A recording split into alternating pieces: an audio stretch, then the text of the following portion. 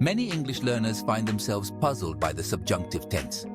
This grammatical mood can be quite perplexing, often leaving students scratching their heads in confusion.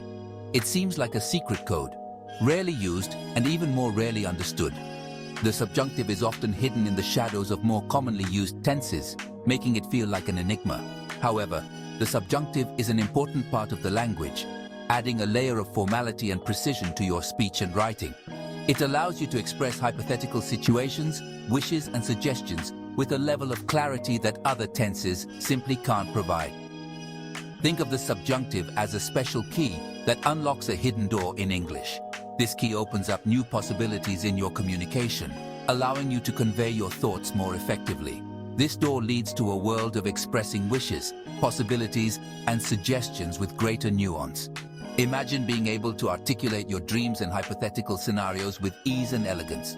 While the subjunctive might seem a bit intimidating at first, don't worry. It's a challenge that many learners face, but with dedication and practice, it becomes much more manageable. With a little practice, you'll be using it confidently, adding a touch of sophistication to your English.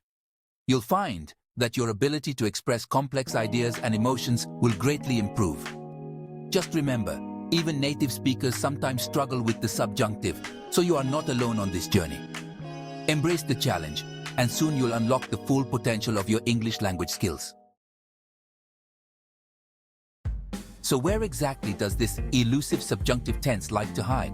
In modern English, it often appears in two main situations: expressing wishes and making suggestions or demands. When you wish for something to be different, especially something that's impossible or unlikely, the subjunctive comes into play. For example, you might say, "I wish I were a millionaire." The subjunctive also plays a crucial role in formal and polite suggestions. Imagine you're at a business meeting. You might suggest an idea by saying, "I propose that we invest in new software." The subjunctive mood often uses the base form of the verb, even when the subject is singular. This is a unique feature that sets it apart from other verb forms. This can be a bit confusing at first, especially for those new to the concept, but it's one of the key ways to spot the subjunctive mood in sentences. Let's look at some examples to make this clearer and easier to understand. He walks to work every day. This is a simple, straightforward sentence in the indicative mood. I suggest that he walk to work every day. Here, the verb walk is in the subjunctive mood. Notice how the subjunctive uses walk instead of walks, even though he is singular. This subtle change is crucial in identifying the subjunctive mood. Here are a few more examples to further illustrate the point. I wish it was summer already. This sentence expresses a wish, hence the use of the subjunctive were instead of was. It's essential that she be here on time. The verb be is used in the subjunctive mood to express necessity. The judge insisted that the witness tell the truth. Here, tell is in the subjunctive mood, indicating a demand or requirement. Section 4. Tripping points. Common mistakes to avoid. Even native English speakers stumble over the subjunctive sometimes. It's a tricky aspect of English grammar that can trip up even the most fluent speakers. One common mistake is using the indicative mood instead of the subjunctive, especially in spoken English. This often happens because the indicative mood feels more natural and is more commonly used in everyday conversation. For example, saying "I suggest that he goes to the doctor" might sound more natural, but it's actually incorrect in formal English. The correct form should be, "I suggest that he go to the doctor."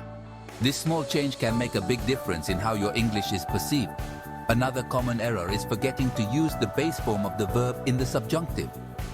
This is a subtle but important rule that can easily be overlooked. Remember, the subjunctive likes to keep things simple. It often uses the base form of the verb, which can be confusing if you're not paying close attention. Finally, be aware that the subjunctive is more common in formal writing and speech. This means you'll encounter it more often in academic papers, official documents, and formal speeches. While it's still important to understand, you might not need to use it as frequently in casual conversations. In everyday speech, people often use the indicative mood instead, and that's generally acceptable in informal settings. However, mastering the subjunctive can give your English a polished and sophisticated edge. Section 5. Mastering the subjunctive. Practice makes perfect. Mastering any grammar rule takes time and effort, and the subjunctive is no exception. The key is to practice regularly and pay close attention to how it's used in different contexts. Start by noticing the subjunctive when you encounter it in books, articles, or movies. Then, try incorporating it into your own writing and speaking. Remember, even small steps can lead to significant progress. Don't be afraid to experiment and make mistakes. That's all part of the learning process.